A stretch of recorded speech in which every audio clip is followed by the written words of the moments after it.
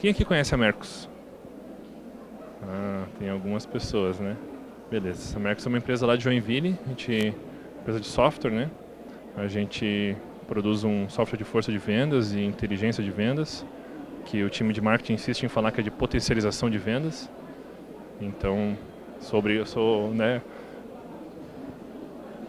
Devo falar que é potencialização de vendas.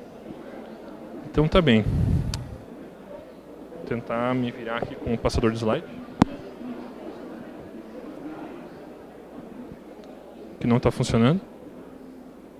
Funcionou? Manualmente. Então, vamos lá. Eu vou contar uma história então para vocês de como que uma startup genérica desenvolve software. Beleza? No começo, são os founders da startup, né? E eles estão lá sozinhos, precisam desenvolver o MVP. E aí tudo é muito fácil, tudo é muito rápido. Estão lá codando frenético. E tudo o que acontece cabe dentro da sprint. Sprints semanais, saem desenvolvendo tudo. Algumas coisas nesse meio tempo parecem um pouco mais difíceis. E aí acabam tomando alguns caminhos um pouco mais fáceis, né? Negligenciando algumas coisas, mas afinal é mais importante ter um produto que as pessoas usam do que um produto perfeitinho, né? E aí começam a entrar os primeiros clientes. Eu estou olhando meu celular aqui, mas não é que eu estou no WhatsApp, tá? É a minha colinha aqui da apresentação. Entram os primeiros clientes e aí também começa a aparecer os primeiros bugs, os primeiros erros. E nesse caso, né, o loop de feedback é muito curto, né? Porque o cliente conhece direto os founders, então ele liga na hora, o founder atende, né, resolve o bug, vê o que está acontecendo, sobe uma correção para a produção e pronto, né? E aí, conforme os primeiros clientes vão entrando, algumas coisas no código vão mudando, né? Conforme a gente vai aprendendo como que é o domínio da aplicação, né? Como que os clientes realmente usam o que a gente está desenvolvendo, né? E aí, para poder resolver essas inconsistências, que às vezes a gente usou uma abstração que depois a gente descobriu que não era bem aquilo, né? A gente vai fazendo algumas pequenas gambiarras para poder entregar as sprints a tempo. Mas é pouco código, são poucas pessoas, todo mundo sabe o que está acontecendo, está tudo indo muito bem. E aí começam as primeiras contratações. Então, os fundadores começam a precisar cuidar de coisas além do código, né, coisas do negócio. E aí contratam quem? Contratam 1 ou 2 devs júnior lá, né, que é o que dá no momento, né? Bootstrapped lá. Então, é o que dá para fazer. E no começo as sprints desses devs júnior começam a render muito menos, a entregar muito menos pontuação. Mas é normal, né? Normal, né? O pessoal está começando e tal, beleza. E os bugs começam a surgir um pouco mais rápido, começam a dar algumas coisas meio errado. E começam a lotar as sprints, né? As sprints começam a ter talvez até mais bug do que feature, né? E aí então vamos implantar um code review então para colocar ordem nessa casa, que é a forma que os founders têm, né? Como eles têm a visão mais completa do sistema, do código, do que aconteceu, do que está acontecendo, eles dão uma olhada no final do sprint no código para ver se pega algum bug ali, né? De cabeça. E o pessoal até pensa em escrever uns testes automatizados, né? Ouviram falar que é importante, esse negócio de qualidade é legal, né? Mas tem as features, já tem os bugs, não vai caber nesse sprint esse negócio de teste, né? Então, deixa para depois. E aí, chega o famoso e perseguido Product Market Fit, né? O WHO. E aí, entra um round de investimento também para poder escalar tudo. E agora é só escalar o time, né?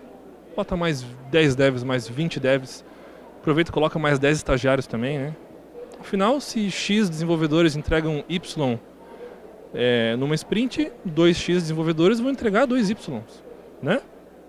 Em uma mesma sprint. Né? Lógico, né? Claro, né? E o que acontece? Aparecem mais bugs. E as sprints já passam a ficar com bem mais bug do que feature, né? Ou pior, você cria um time que só resolve bug nas sprints. Um sprint só de bug. E o outro time fica só na feature. Né? Resolvido. Só que esse time dos bugs, ninguém quer ficar nesse time, né? Quem que gosta de só resolver bug o tempo todo? Ninguém, né? E Mesmo assim, mesmo separando esses times, mesmo fazendo tudo isso, cada vez cabe menos coisas nas sprints. Por que será, né? O que está acontecendo? E os bugs vão acumulando e de repente começam a catalogar o bug que é crítico e o bug que é aceitável. Não, esse bug aqui, esse aqui é aceitável, né? Esse aqui, tudo bem.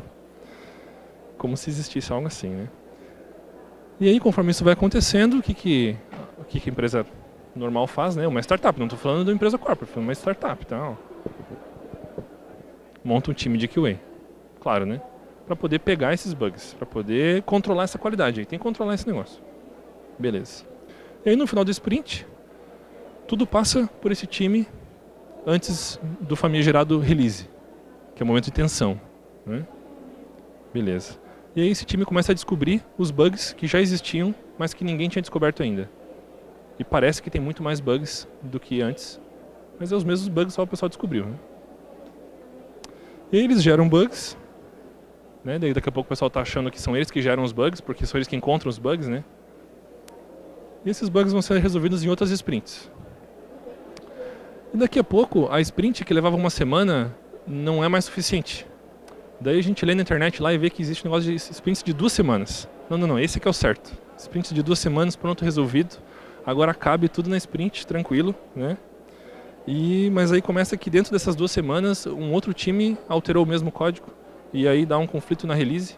E aí, enfim, problemas, né? Tem um pessoal que está dando umas risadas aí, eu não sei porquê. Acho que estão se identificando um pouco com essa realidade aí, né? O que será, né? Bom, e aí, quando ninguém mais sabe o que fazer para melhorar a situação, o que a startup faz quando ela esgota os recursos? Vocês sabem, né? Um benchmark com os grandões, né? Então, vamos lá falar com o cara do Netflix, que estava aqui hoje, inclusive, né? Procurar Spotify, procurar, sei lá, Airbnb, os mais que são os mais badalados aí, né? Então, fazemos o benchmark com eles e o que sai desse benchmark? Como é que a gente resolve esse problema dos times se atropelando e problemas e tudo mais? É óbvio, né? Todo mundo está fazendo microserviço. Então pronto, a gente está salvo, né? Morte ao monolito, ele que é a causa de todo mal e o microserviço salvador vai resolver a nossa vida. E é só aprender a separar o microserviço, a containerizar o microserviço, a orquestrar o container. Mas tem também a atualização do cluster e a histerese do monitoramento. E aí, se tiver mais de um microserviço, daí tem que ter um service discovery, e aí depois tem que ter um circuit breaker. E aí, se ele depender de outro microserviço, aí você vai ter que se preocupar com a idempotência das APIs REST. E aí, se o time alterar o microserviço, vai ter que manter várias versões da mesma API no ar. Tem que ter um plano de migração. E aí, será que cabe alguma feature na sprint ainda? Parece que não cabe mais nada, né? Pois é. Será que do nada a gente virou uma empresa corporate que tem uns puffs lá para o pessoal dormir na hora do almoço? Como que isso aconteceu do nada assim, né? Pois é. E aí assim, a gente está lá com talvez até centenas de devs nesse caso aí, né? Cada time pode usar a sua plataforma favorita, né? Go, Elixir, os mais exóticos, né? Usar aí, sei lá, o Svelte no front, que está na versão 3 já, não sei porquê, tem 2 semanas de vida. Mas por que eu preciso de reuniões com X times para poder entregar uma feature? Eu preciso esperar as X sprints dos Y times para poder entregar um negócio, né? Por que será que leva tanto tempo para uma coisa ficar pronta? A gente fez tudo certo, né? Seguimos aqui os benchmarks, tudo. Bom, eu tenho uma boa notícia. Isso aí não aconteceu na Mercos, né? Não precisa ser assim, desse jeito, né? E isso não aconteceu por vários motivos, mas essa apresentação ela é sobre a parte cultural que a gente tem lá na Mercos, né? Então, agora a gente vai entrar numa parte que é um pouco mais filosófica, talvez. Mas vamos lá. Como tudo em cultura, tudo começa lá com os fundadores, que nem outra historinha que começou com os fundadores, né? Então na Mercos, os fundadores eles sempre tiveram uma certa preocupação com a qualidade. né? Então, até mesmo nas gambiarras que eles fizeram no começo, eles sabiam, né? Eles já tinham trabalhado em outras empresas de tecnologia antes, com muito problema, com problemas de processo, com coisas ineficientes. Então, mesmo as gambiarras que eles faziam, eles sabiam que eram gambiarras e eles avisavam a gente assim, né? Depois, né? Ó, isso aqui é gambiarra, isso aqui, se vocês acharem uma forma melhor, resolvam, né? Então, essa preocupação com a qualidade. E tanto que as decisões que vinham e vêm, né, ainda da liderança, elas estão voltadas para esse aspecto da qualidade. Então, sempre que tiver que escolher entre dar um release de uma coisa que está meia boca, ou que não foi bem testada, ou que pode dar problema, a decisão é diminuir o escopo, ou então espera mais uma semana, ou então, enfim, resolve o problema para a gente poder lançar isso com qualidade, né? E esse apoio é muito importante. E aí, a parte mais filosófica é sobre aquela palavrinha ali de qualidade, né? Eu vou fazer um aprofundamento um pouquinho sobre essa palavra agora, né?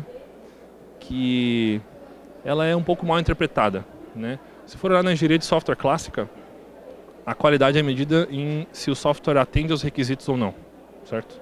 Os requisitos, inclusive os não funcionais, como o pessoal fala, né? Mas se a gente for levar num ponto de vista um pouco mais universal, a qualidade ela está muito atrelada ao longo prazo. Então, se a gente pegar uma cadeira, essa cadeira aqui, né? Será que essa cadeira tem qualidade? Né? Se eu sentar na cadeira aqui, ela pode ser confortável, muito confortável, né? Mas se daqui a 5 minutos ela quebrar, será que ela tem qualidade? Por mais confortável que ela seja, por mais bonita que ela seja? Acho que não, né? E se uma cadeira dessa durar 20 anos, durar 50 anos, durar 200 anos, pô, essa cadeira tem qualidade, né? Ela pode até não ser confortável, mas ela tem qualidade, né? Isso para a maioria dos produtos, né? Cada um com a sua particularidade, né? Claro que tem vários que a gente não vai esperar que durem 200 anos, mas, né? E com o software é bem parecido, mas a diferença é que um software, por exemplo, de força de vendas, para ele continuar sendo um software de força de vendas por 50 anos, ele precisa ir sendo mudado ao longo desse período de tempo, né? Porque um software de força de vendas hoje, amanhã a necessidade de mercado mudou e o software, para ser considerado um força de vendas que atenda, né, às necessidades dos clientes, ele tem que ser diferente. Assim como, né, todo software. Beleza. E aí a gente entra nesse outro aspecto, que também parece mais filosófico, que é de que o software é soft, né? Parece umas coisas até meio óbvias assim, né? Mas é o hardware que é hard. É o hardware que não muda, é o hardware que você tem que comprar outro depois, né? O software, ele é soft, você tem que poder mudar ele, né? Então, todo software ele tem dois valores que são entregues para o mundo onde ele foi criado, né? Um é fazer o que ele foi feito para fazer, que é ser um CRM, ser um, sei lá, um força de vendas, ser um aplicativo para chamar um carro, Uber, sei lá, né? E outro valor que ele agrega é a flexibilidade dele poder se adaptar ao futuro. E é por isso que ele é um software, né? Porque senão eu podia ter um botão hardware que eu aperto e vem Uber, sei lá, né? Por que é um aplicativo, né? E ser flexível, apesar de ser o segundo valor, ele é o principal valor. Porque é a principal vantagem competitiva que uma startup tem, muitas vezes, em comparação com uma empresa grande. Que a mudança é muito mais lenta, que a adaptação do produto, que, enfim, o movimento é muito mais lento, né? Interessante pensar sobre isso, né? E o que isso tudo tem a ver com a sprint? Tem a ver de que a gente sempre quer fazer as coisas rápido. Mas a melhor forma de fazer rápido é fazer bem feito. Né? Porque isso não tem que fazer duas vezes. Porque ele não tem bug. Ou menos bug. Né? Porque se a gente considerar que a tarefa só está concluída quando o valor foi agregado para o cliente de uma forma estável, que você pode continuar desenvolvendo mais coisas estratégicas para o produto, a entrega só vai ficar feita depois de todas as correções de bug, de problemas, de enfim, até mesmo de UX, né? E às vezes essas coisas não vão caber numa sprint. Porque tem essa dicotomia, de novo um aspecto meio filosófico, né? Entre o que é fácil, o que é difícil, e o que é simples e o que é complexo. Porque é muito fácil fazer uma coisa complexa. Não precisa pensar muito, né? Joga lá um código, faz um negócio, e aí o usuário não entende, e aí depois nem eu mesmo entendo o que eu fiz depois. Agora, para fazer uma coisa simples, é difícil, né? Leva tempo, eu tenho que parar para pensar.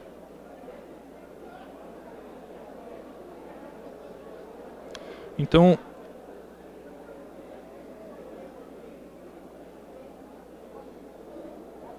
acho que eu desliguei aqui. Não. Agora sim.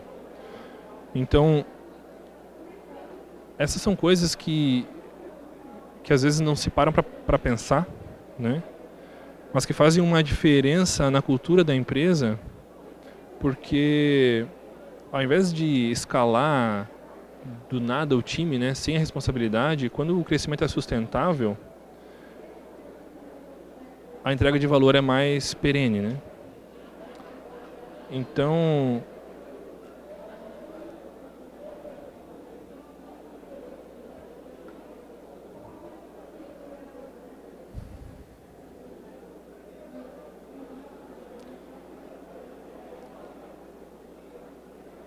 o problema não é necessariamente fazer sprints ou não, mas sim o pensamento de longo prazo, né? E esse pensamento de longo prazo ele deve estar presente nas considerações de qualidade, de planejamento, né? Bom, eu estou bastante adiantado no tempo aqui. Eu vou passar uma...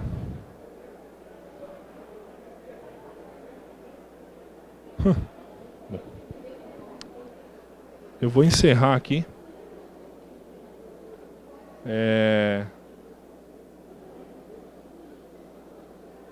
Peço desculpa aí pelo meu nervosismo.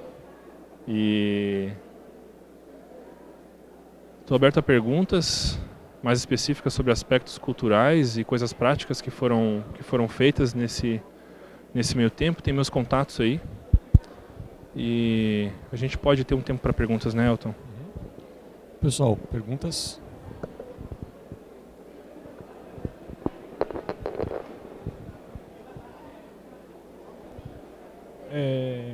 Boa noite, né? Meu Boa nome noite. é Vitor. Boa parte ali da primeira história que tu contou é uma situação que eu estou passando na empresa onde eu trabalho.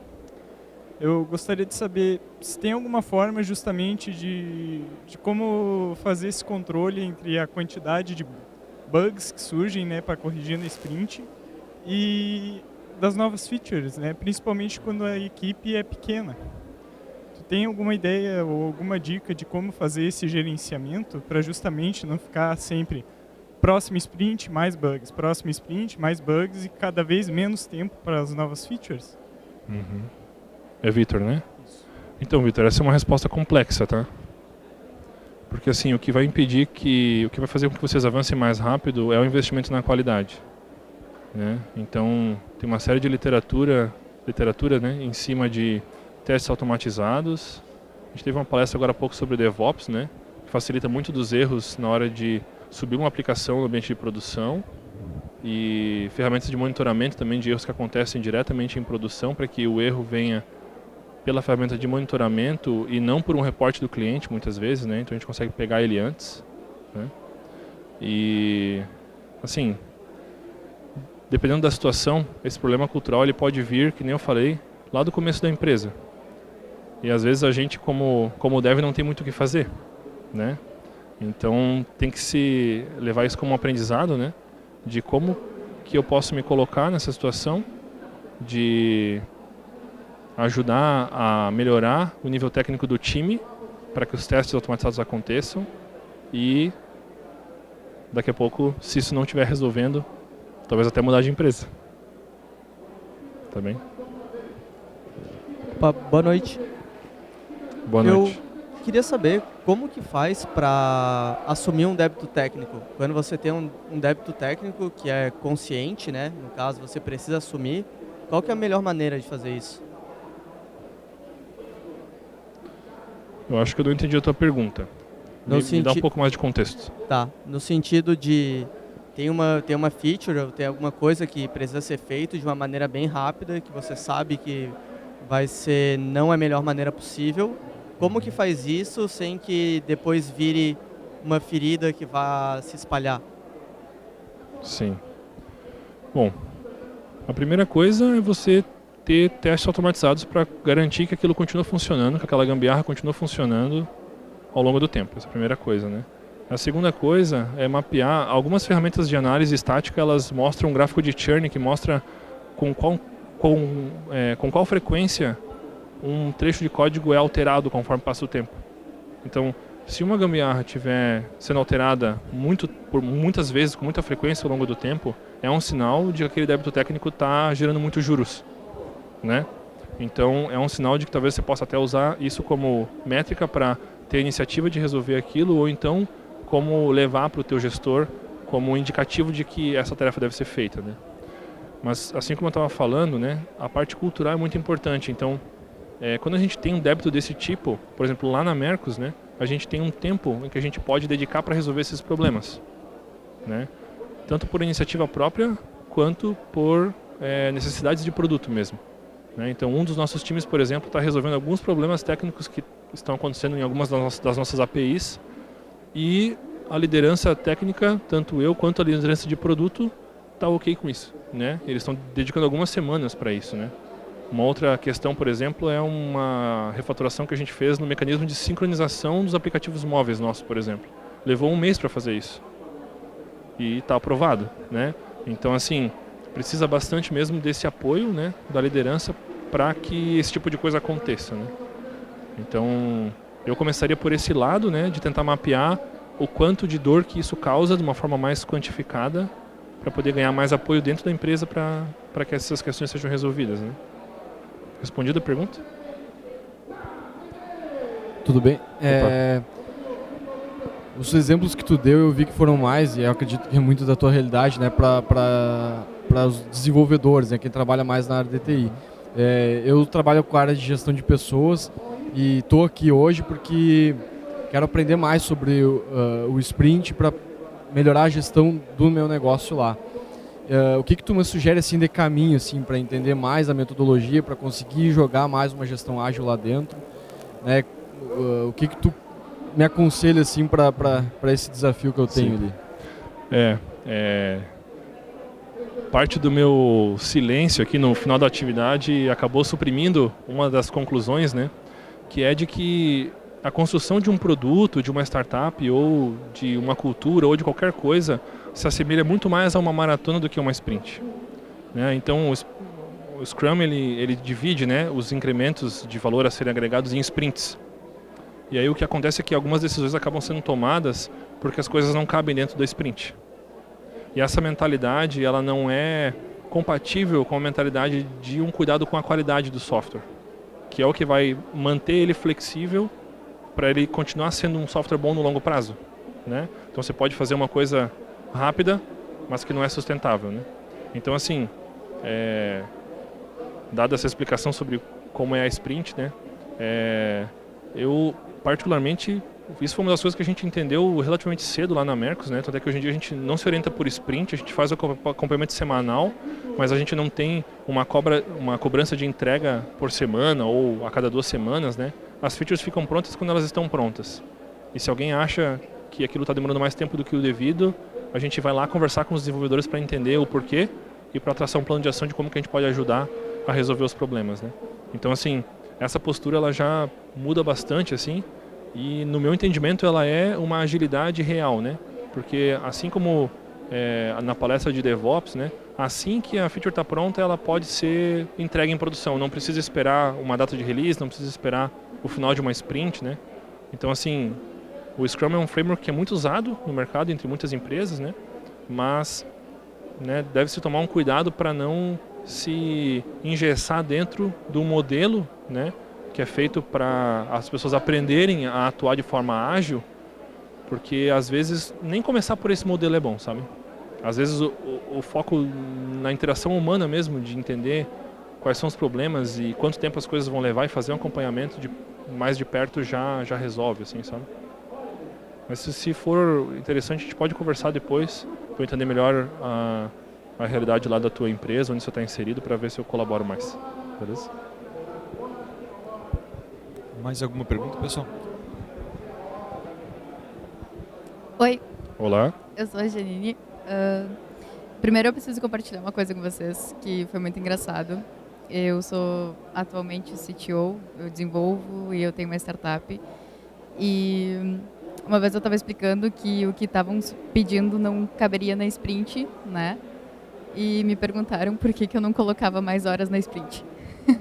Então, é meio estranho conseguir explicar as coisas para as pessoas, né? E o que aconteceu? Eu vou te dar um pouquinho de contexto para tu poder entender o que eu quero que tu me explique.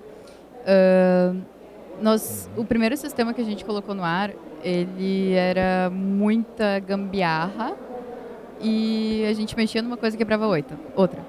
Então a gente decidiu ficar com aquele sistema no ar, só dando um suporte necessário, uma manutenção necessária nele, e construir um novo sistema de uma arquitetura completamente diferente, até porque a gente aprendeu muita coisa que a gente precisava fazer de uma maneira diferente.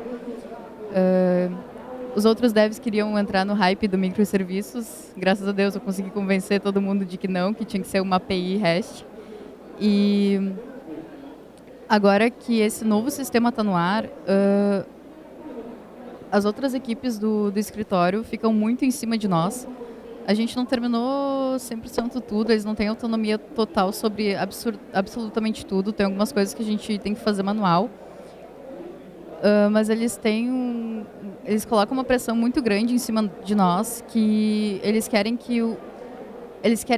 tem que trocar um nome de alguma coisa que não é tão recorrente, e só que começou a crescer, então se tornou mais recorrente, e eles querem que a gente faça exatamente na hora que eles nos pedem.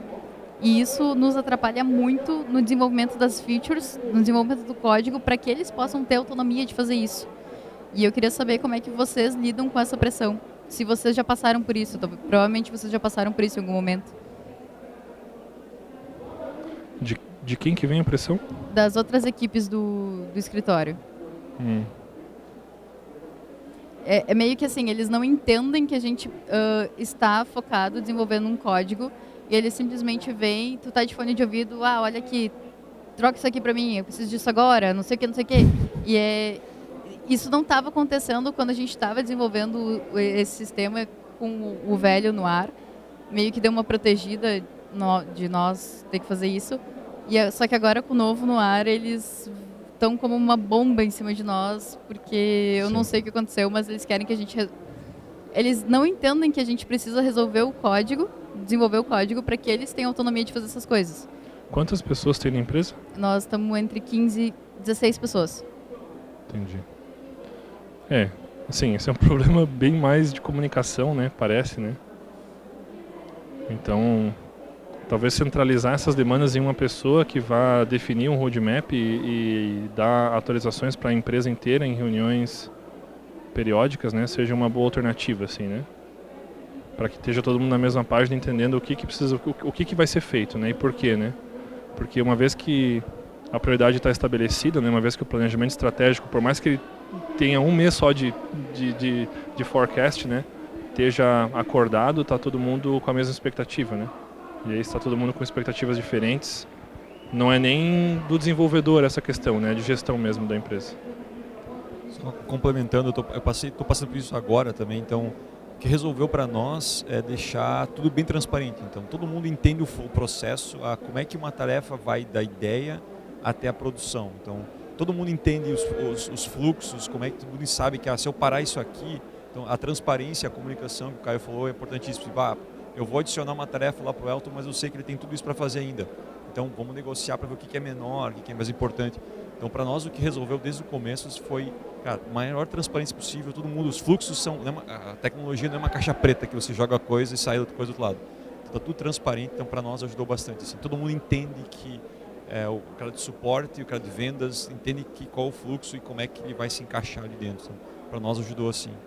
A gente está com o mesmo porte de vocês. Assim. Mais alguma pergunta?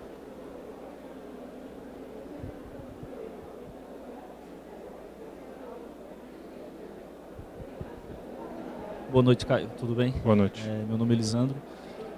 Eu era um dos que estava dando risada ali, que já vi muitas histórias como a que tu contou. Eu queria fazer uma pergunta um pouco mais técnica referente à automatização dos testes, né? Eu acredito que vocês têm isso lá. A linguagem é Java? A gente usa Python. Python? Tá. E a automatização desses testes é semelhante a um JUnit, algo nesse sentido? Sim. Tá. A pergunta que eu quero te fazer é se vocês encaixam junto com as demais features a previsibilidade de fazer esses testes. Por exemplo, né? A gente hoje em dia a gente está numa era muito de usar frameworks do que fazer em casa. Né? Sai muito mais barato eu usar um framework de fora. Por exemplo, no Java a gente usa o Spring. No Python vou usar um Django ou algo nesse sentido, né? Uhum. E as coisas, então, elas saem de um teste de unidade para um teste de contexto, né?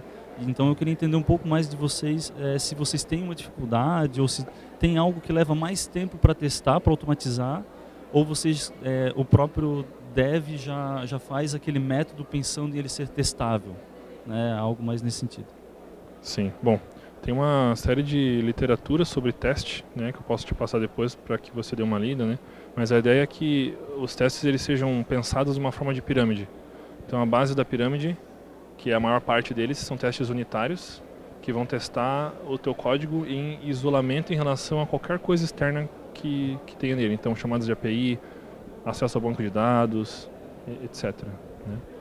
A camada do meio é a camada dos testes de integração, que vão justamente integrar os diferentes módulos do sistema, ou então integrar o teu código com acesso ao banco, ou com a tela, ou com, enfim, o que for no caso, né? E alguns poucos testes que ficam no topo da pirâmide, que são testes fim a fim, a gente chama de end-to-end, né? Que realmente simulam a interação do usuário. E por que isso, né? Porque os unitários eles são muito rápidos de executar, então você consegue pagar computacionalmente, digamos assim, o tempo de execução, porque eles são muito baratos, então você pode ter vários deles, né? Os de integração não tanto, e os end-to-end, né? Os famigerados Selenium, apesar de que já existem tecnologias melhores, como o Cypress, por exemplo, né? Eles ainda assim são caros, né? Computacionalmente falando, no sentido de que demoram para rodar. Então, essa separação ela é bem importante na hora de você traçar essa estratégia de como que você vai fazer esses testes, né? Na Mercos, a gente tem mais de 10 mil testes que rodam através, cada commit, cada push que a gente faz de alguma nova feature, de alguma coisa que alguém está trabalhando, rodam esses 10 mil testes. E eles rodam em mais ou menos 6 minutos, quando a infra está boa. A gente está ainda resolvendo alguns problemas de escalabilidade desses testes lá que a gente roda no CI, né? E assim, todo desenvolvedor, quando está desenvolvendo uma feature, ele é responsável por deixar ela testada, né? Então a gente tem também um monitoramento de coverage, então cada pull request aparece lá se os testes passaram e se o coverage aumentou ou diminuiu. Se o coverage diminuiu, tem que ter um bom motivo para isso. E às vezes existe, né? Existem bons motivos para o coverage ter diminuído, mas assim a gente vai controlando, né? Esse avanço, assim, né? Então, novamente, né? Se a gente delegar essa tarefa de testar, seja ela teste manual ou seja teste automatizado para um time terceiro que não seja do desenvolvedor, né? A gente acaba perdendo produtividade, né? E acaba sendo, eu faço a sprint aqui para entregar lá e depois eles que se viram, né? E então, como é uma maratona, vale a pena gastar o tempo, né? Para fazer bem feito, para fazer o mais difícil, que é o simples, para que seja flexível, para que o software continue tendo o valor dele de ser flexível no longo prazo, né? E que as features continuem sendo agregadas e que a coisa ande. Respondido? Eu gosto muito de uma analogia que eu vi numa outra palestra que o palestrante falou: quando você vai no médico, o médico não pergunta, posso lavar a mão antes de te operar? Você espera que ele faz isso. Então eu acho que você espera que o desenvolvedor entregue o código funcionando e testado, né? Então é uma responsabilidade nossa, do dev no momento da criação, né? Só divaguei aqui. A última pergunta, pessoal, a gente está com o tempinho já. Boa noite, Caio. Boa noite. Uma pergunta ali, no caso dos testes unitários, eu deparei com situações que pega o código, né, vai testar, né? Mas teve cenários que eu peguei um código para dar manutenção nele e já estava testado, né? Tinha teste. Cobertura estava 100% do código, ok, né? Porém, se você for fazer uma análise profunda, o teste não estava servindo de nada, apesar de ter um code coverage. O que me recomenda na situação dessa? Tem o teste para implementação, porém o teste não serve de nada. Você vai no Git, vê quem fez o teste e manda no RH lá. Não, mas brincadeiras à parte, né? Assim, a métrica de coverage, ela é uma métrica mínima, digamos assim, né? Então ela é assim, minimamente o código ele está sendo executado, né? Então até o pessoal fala que a minha meta é ter 70% de coverage, 80% de coverage. E para mim a única meta mínima é 100%. Porque mesmo com 100% ainda não garante que tá certo, né? Então, o mínimo deveria ser o 100%, né? Então, como garantir que isso aconteça, né? Que o coverage, mesmo o código estando testado, o teste seja bem feito, né? São os programadores, não tem outra forma, né? Então, pair programming, code review, né? Conversar sobre isso com o time, né? Ver quem que fez no Git e ao invés de mandar para o RH, conversar com o cara para que ele melhore, né? Ensinar, né, quais são as formas de testar. Então, assim, escrever teste é uma disciplina que é meio difícil, principalmente para quem está começando. Parece uma coisa ineficiente, parece uma coisa, às vezes, até meio burra, chata de fazer, né? E então precisa de um tempo, precisa de um entendimento maior, né, para poder, de paciência também, para que esses testes eles saiam até mesmo às vezes no formato Arrange, Act, Assert, que é a coisa básica. Às vezes mesmo assim a galera ainda faz uns 2 act lá no meio e tal, né? Então assim, de entender mesmo os conceitos por trás disso, né? Então não tem uma resposta pronta para isso, né? É realmente uma questão de cultura mesmo. Beleza? Obrigado. Valeu. Valeu, pessoal. Obrigado, isso. Caio. O Caio Valeu. vai estar aqui no evento ainda.